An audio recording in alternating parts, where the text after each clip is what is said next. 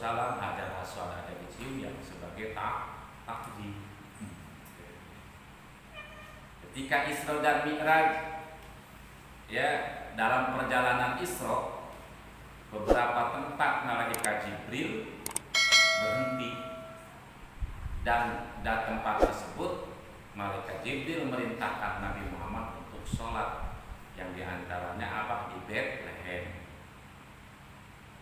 Bethlehem itu kenapa? Bethlehem itu tempat kelahirannya Nabi Isa. Disuruh sholat, ya di situ. Apa pelajaran dari perintah malaikat Jibril ini? Di situ ada tabarukan, ngalap berkah. Ya. Terus berhenti lagi di mana? Di Gunung Turisina. Ya. Karena di situ tempat munajatnya Nabi Musa. Berapa tempat tuh ya? Berhenti. Ya. Jadi dalam perjalanan tersebut, berhentinya malaikat Jibril, memberhentikannya malaikat Jibril perjalanan tersebut di tempat-tempat tertentu mengajarkan apa? Ngalap berkah. Berkah. Tentu beda ketika kita berdoa di depan Ka'bah dengan di luar Ka'bah. Berbeda berdoa di Masjidil Haram, Masjid Nabawi, di masjid yang lain. Berbeda berdoa di dalam masjid dengan di luar masjid. Jadi tempat itu berpengaruh. Ya.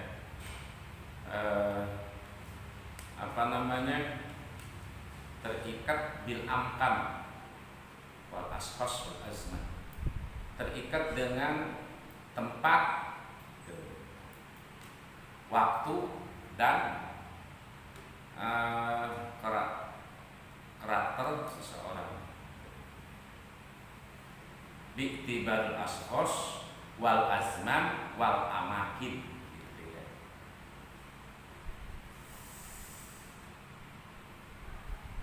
Bi'til ashkhas, melihat orangnya. Tentu beda seorang ulama yang berdoa dengan selain ulama, padahal doanya sama. Bi'tibarul ashkhas, walaupun yang dibaca ayat kursi, tentu beda ayat kursi yang dibaca oleh ulama dengan orang bodoh, gitu, orang biasa. Terus bi'tibar azman, ngitung-ngitung waktu. Tentu beda berdoa setelah sholat dan di luar sholat. Tentu beda berdoa di tengah malam dengan di siang hari. Azman. Terus bi'tibar amakin, ngitung-ngitung tempat. Itu tadi berdoa di masjid, luar masjid tentu beda. Berdoa di Ka'bah, di luar Ka'bah tentu beda, ya. Maka kita disunahkan ziarah ke para wali-wali Allah. Kenapa? Karena di situ ada apa? Di situ ada seorang kekasih Allah yang dikubur.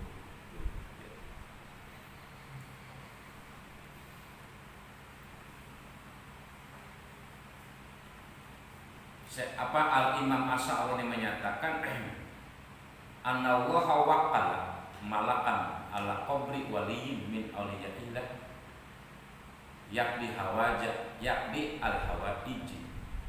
Sesungguhnya Allah memerintahkan kepada malaikat untuk menjaga kuburan seorang waliullah, dikasih Allah.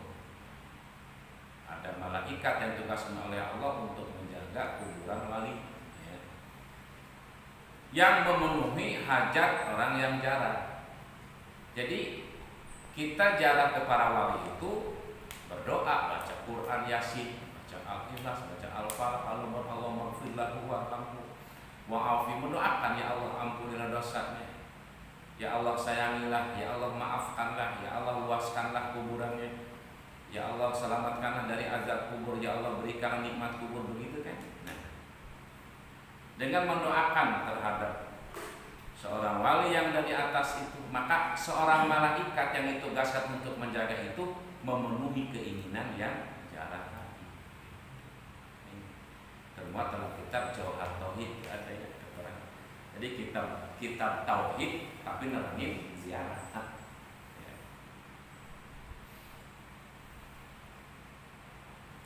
mengatakan anasu man fil kubur ya yuzarihu man ahabbahu fid dunya.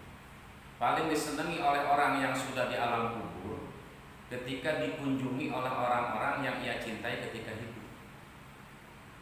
Kalau yang meninggal suami senang didatangi oleh istrinya walaupun sudah nikah lagi dengan laki-laki lain.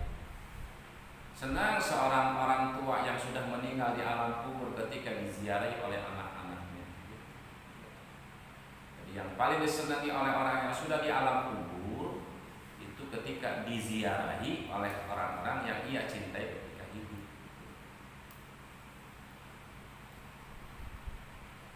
Apakah mereka yang sudah di alam kubur mendengar apa yang kita baca?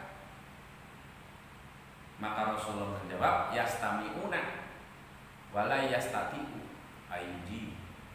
Mereka mendengar, cuman mereka tidak mampu menjawab yang bisa didengar oleh kita. Kenapa? Karena beda alam.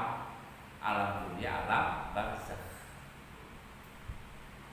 Makanya salah satu yang diajarkan oleh Rasulullah SAW, ketika kamu melewati makbarah, kuburan-kuburan orang muslim, maka kamu harus membaca Assalamualaikum ya daro qaumil mu'minin antum lana salafun wa inna insyaallah bikum lahiqun.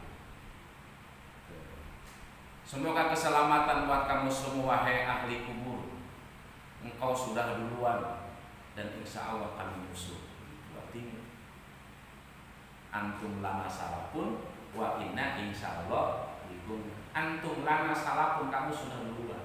Wa inna insyaallah bikum, dan aku insyaallah musuh.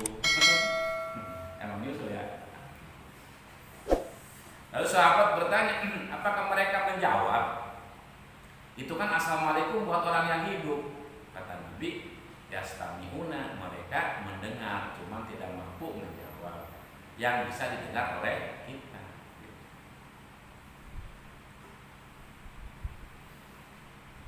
Jadi antara orang yang masih hidup dengan orang yang sudah meninggal itu tetap hubungan itu tetap berhubungan gitu ya, berhubungan.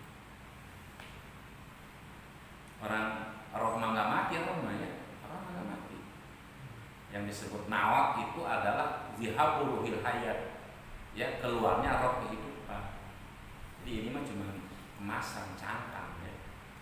Cangkang itu tadinya kencang. Lambat laun keriput, jadi keriput ya.